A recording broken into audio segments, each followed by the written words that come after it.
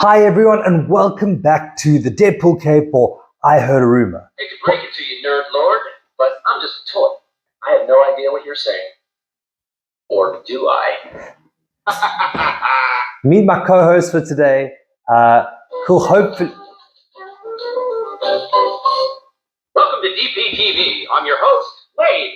No, Today's episode I'm the host. is taking a deeper look into the lives of the North American tufted titmouse. Here with a perspective is Bob. Take it away, Bob.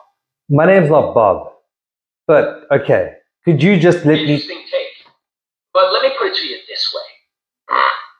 Care to respond? I could, or I could cancel you. Interesting. And what repercussions do you think that will have on the upcoming special election?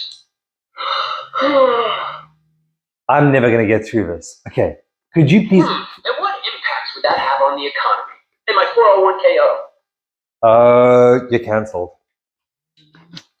That was a truly. Okay, let's see how long we can each hold our breath. Goodbye. Better. Okay, as I was saying, thank you for joining me in the Deadpool Cave, and let's get right into I Heard a Rumour. Okay. Hi everyone, and welcome back to the Deadpool Cave for I Heard a Rumour. This is my favorite weekly show where I talk about all the comic and geek stories that I found out about in the last few days. We had loads of stories that broke this week, so I'll try not to delve too deep and spend too much time on them.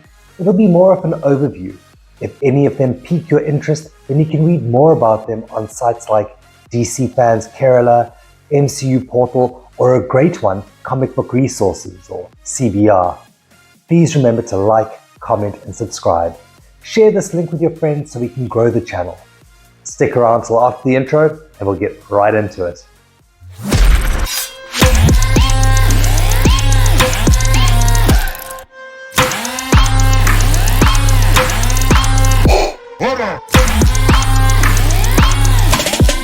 Welcome back everyone. My top story this week would have to be the Writers Guild of America strike.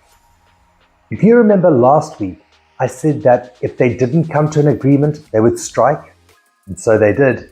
11,500 film and television writers represented by the WGA and Trade Alliance stopped working. This is mainly over the residual pay. So previously, every time a show was rerun on TV, the writers would get a portion of that fee as the residual. But now, with the change in media and streaming, that portion has been cut and the writers don't see as much from it. That, along with the studios being able to cut a writer's room down to just 1 or 2 writers, are the main reasons for the strike. The last time we had a writer's strike, I think it was 2007, storylines were disrupted and it ultimately led to the rise of reality TV shows like Keeping Up with the Kardashians. When the writers came back, they just started writing for all those new shows. So we're yet to see the impact of what the strike will do. But what does this mean for us? We could see this impacting timelines of MCU movies like Thunderbolts, Blade, Deadpool 3, Fantastic Four, Avengers, Kang Dynasty, and Secret Wars. Luckily, James Gunn apparently turned in his first draft of Superman Legacy just before the writer's strike happened. Speaking of James Gunn, let's kick off this week's news with some DC content first. James Gunn confirmed that we will be seeing Vigilante in the DCU again. This was Peacemaker's savage sidekick, and I've been telling people to buy his first appearance for a while now. It's in New Teen Titans Annual 2 from 1983. It's still heavily undervalued in my opinion, and you can pick up copies from eBay at around $15 to $20. I think it could have a similar trajectory to Omega Men issue 3, that's the first appearance of Lobo, and it was undervalued for years.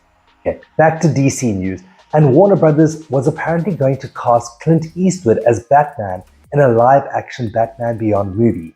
I mean, that's unfortunately been cancelled, but if you watch the animated series, you'd probably realize that this was probably the best casting choice that has ever been made. Drop your comments below and tell me what you think, because I can't be the only one that thinks that this would have been a perfect fit. I'm getting more and more excited for the release of the new Flash movie. New posters came out this week. I mean, check out these stills from the movie. Guardians of the Galaxy Volume 3 opened at theaters on Friday. Main thing is, please don't say anything and spoil it for others. What I found interesting is that they made about 600 different versions of the movie. No, not different endings or anything like that, just different screen formats so that every person watching it in any movie cinema would have the ultimate viewing experience. James Gunn did say that the High Evolutionary is the coolest villain in the MCU that we'll ever see. You remember Mainframe from Volume 2? Well, she was voiced by Miley Cyrus. Now in Volume 3, she's being voiced by Tara Strong. She did the voice for Miss Minutes in Loki. There were big rumors doing the rounds about the casting for the new Fantastic Four movie. We already heard about Adam Driver potentially playing Reed Richards, but Margot Robbie was apparently offered the role of Sue Storm. Now, no one has said she's accepting it, but it could work. Then I heard about Paul Mescal possibly playing Johnny Storm, and the strangest one of all would have to be The Thing, Ben Grimm. The rumor is that they're looking for a Jewish actor, either male or female, and Mila Kunis is in the running. I reserve all judgment till I see the movie. The Secret Invasion comic run was brilliant, and I hope they can put it off properly. Empire magazine released these exclusive covers for Secret Invasion and even included an exclusive still from the upcoming series. I heard that there'll be 6 episodes, each of them about an hour long. We saw new posters for Across the Spider-Verse this week, and they just keep getting better and better. Tickets will reportedly go on sale on May 8th. Can you guess who's going to voice the Scarlet Spider? Ben Reilly? It's none other than Andy Samberg. He's hilarious. If you remember, Ben Reilly is the clone of Peter Parker, and I can't wait to see how they do this.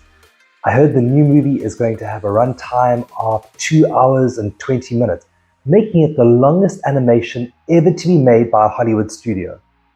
Okay, on to my favorite guy, Deadpool. So we heard this week that Rob Delaney's role of Peter will be reprised once again in Deadpool 3. Now, if you remember, Sugar Bear was partially dissolved by Zeitgeist acid bile in the second movie. But for my personal speculation, and I could be totally off base, but when I saw they'd cast Matthew McFadden as, well, I had a sneaky suspicion he might be playing the role of Hydra Bob. His first appearance is in Cable and Deadpool issue 38 in 2007. I love the character. You could probably call him Deadpool's sidekick, but he always ends up with the short end of the stick. If this does play the way I think it's going to be, it will be brilliant. I'm going to try and pick one comic each week to feature something that'll be releasing soon. For whatever reason, this week is purely for cover art, and it's done by Stanley Artgerm Lau, and it's this beautiful Loki cover. The dude is amazing. COVID ruined me getting to meet him a few years ago, but hopefully I'll get the chance again. Well, that's it for me, everyone. Hope you all have an epic week. Till next time, catch you on the side of the flipping. Okay, bye.